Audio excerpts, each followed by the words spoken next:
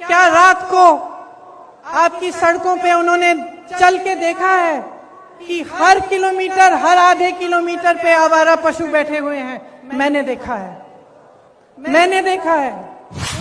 उनका वेतन महीनों से नहीं बढ़ाया गया था। दुखी है जनता, त्रस्त है, नाराज भी है। आपको मालूम नहीं होगा शायद, प्रधानमंत्री जी ने पिछले साल अपने लिए 2 हवाई जहाज खरीदे। आप बताइए कितने के हो सकते हैं ये हवाई जहाज? ये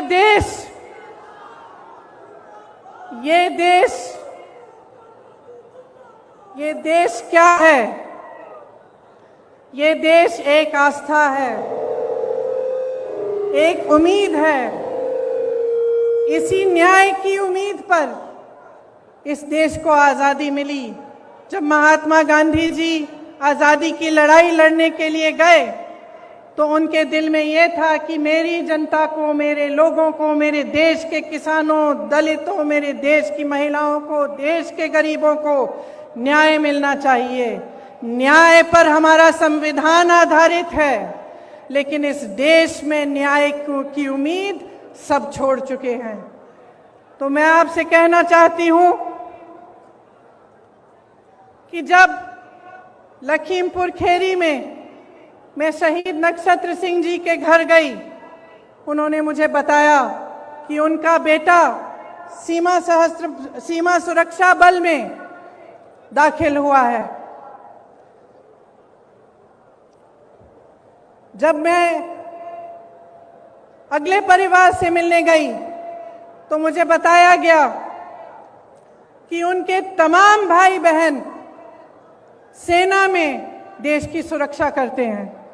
जब मैं रमन कश्यप पत्रकार के घर गई, मुझे बताया गया कि उनको काम करते करते मारा गया, उनको जीप के नीचे कुचला गया क्योंकि वो वीडियो ले रहे थे, सच्चाई दिखाना चाह रहे थे।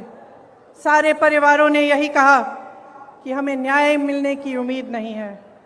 तो अगर हमारे देश में कोई कुचला जाता है, किसी के प्रति हिंसा होती है, किसी पर अत्याचार होता है और उसको न्याय मिलने की उम्मीद नहीं होती, तो किसके पास जाएगा? अगर सरकार, मुख्यमंत्री, प्रधानमंत्री, गृह राज्य मंत्री, विधायक सभी मिले हुए हैं, सभी अपनी पीठ मोड़ देते हैं उनकी तरफ, तो किसके पास जाए जनता और क्या करे? आप जानते हैं कि किसान ने 9-10 महीनों से एक आंदोलन जारी रखा है। 300 दिन से अधिक ये आंदोलन चला है। इसमें 600 से अधिक किसान शहीद हुए हैं। क्यों कर रहे हैं ये आंदोलन? ये आंदोलन इसलिए कर रहे हैं क्योंकि ये जानते हैं कि ये सरकार के जो 3 कानून हैं, उनके जरिए उनकी आमदनी, उनके खेत, उनके फसल सब इस सरकार के खरबपति मित्रों के पास जाने वाली है, उनके कब्जे में होने वाली है। मोदी जी के अरबपति मित्रों ने पिछले साल हिमाचल से सेब 88 रुपए किलो में खरीदा था। इस साल वही सेब 72 रुपए किलो में खरीद रहे हैं और सबकी मजबूरी हो गई है कि वो सेब का दाम घटाएं। किसान की लागत बढ़ गई है, क्योंकि फसल की कीमत तय करने का फैसला खरबपति कर रहे हैं। इसीलिए मनचाहे ढंग से कीमत घटा दी गई। ये स्थिति पूरे देश में होगी। जब इनके कानून लागू होंगे तो आपकी खेती, आपके फसल सब आपसे छीना जाएगा। मोदी जी ने जो आंदोलन कर रहे थे उन किसानों के बारे में क्या कहा? उन्हें आंदोलनजीवी कहा, आतंकी कहा, योगी जी ने उपद्रवी कहा, धमकाने की कोशिश की। इसी गृह राज्य मंत्री ने धमकाकर कहा कि मैं 2 मिनट में तुम्हें सबक सिखा दूंगा। आंदोलन करने की कोशिश की तो 2 मिनट में सबक सिखा दूंगा। दुनिया के कोने कोने तक हमारे प्रधानमंत्री घूम सकते हैं, अमेरिका जा सकते हैं, जापान जा सकते हैं, देश देश में भ्रमण कर सकते हैं, लेकिन अपने किसानों से बात करने के लिए अपने घर से मात्र 10 किलोमीटर दूर दिल्ली के बॉर्डर तक नहीं जा सकते।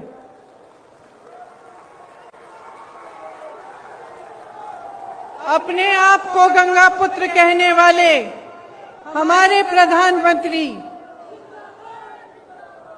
ने गंगा मैया के आशीर्वाद से खेतों में फसल लहलहाने वाले करोड़ों गंगा पुत्रों का अपमान किया है।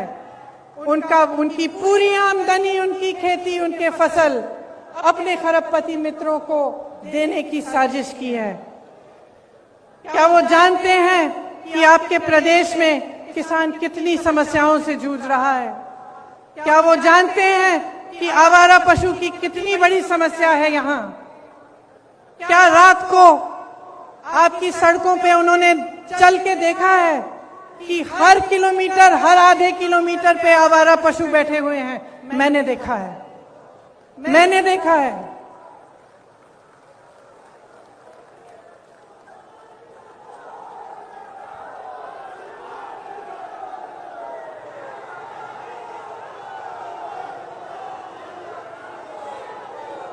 किसानों की बिजली के दाम 3 बार बढ़ा चुके हैं। क्या नरेंद्र मोदी जी ने देखा है कि आपको कितने बड़े बड़े बिल मिल रहे हैं? कि जब आपको बिजली नहीं मिल रही है फिर भी आपको बिजली के बिल मिल रहे हैं। क्या प्रधानमंत्री जी ने देखा है, कुछ कहा है इसके बारे में? प्रदेश का हर परिवार त्रस्त है, दुखी है। धान और गेहूं का दाम नहीं मिलता, यूरिया खाद बेहद महंगा हो गया है, जीएसटी, खेती के जो खेती में काम करने के इंस्ट्रूमेंट होते हैं उन पर भी जीएसटी लगा रखी है। 100 रुपए का पेट्रोल, 90 रुपए का डीजल, 900 रुपए में रसोई का गैस।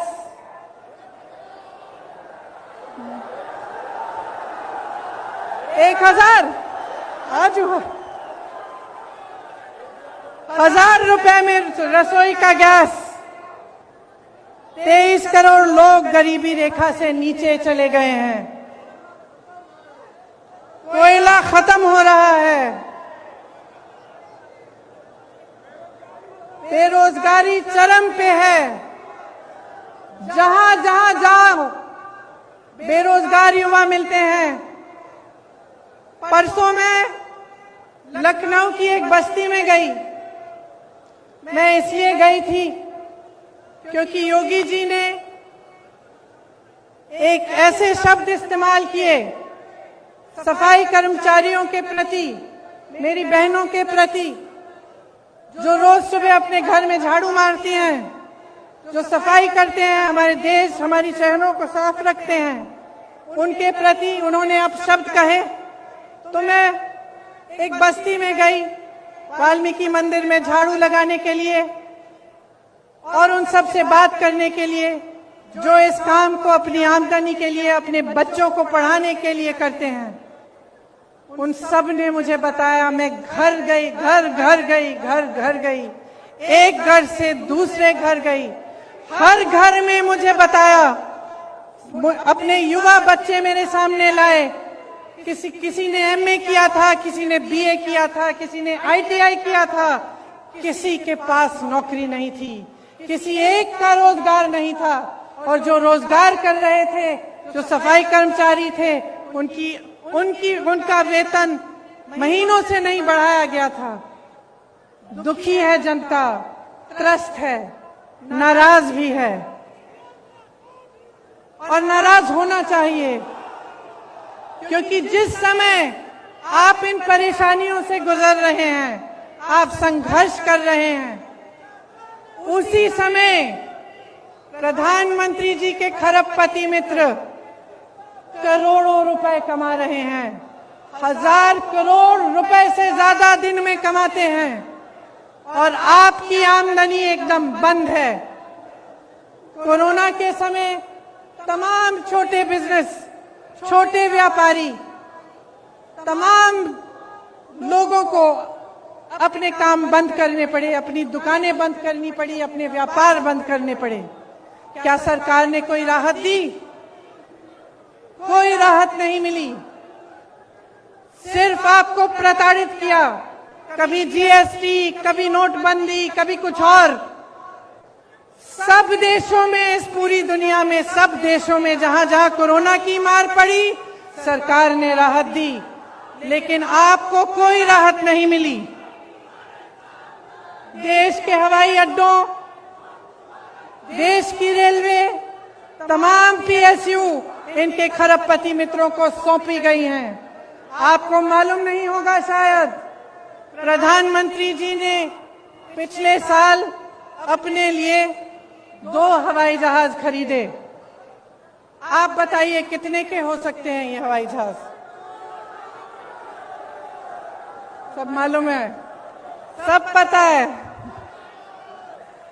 एक हवाई जहाज 8000 करोड़ का था।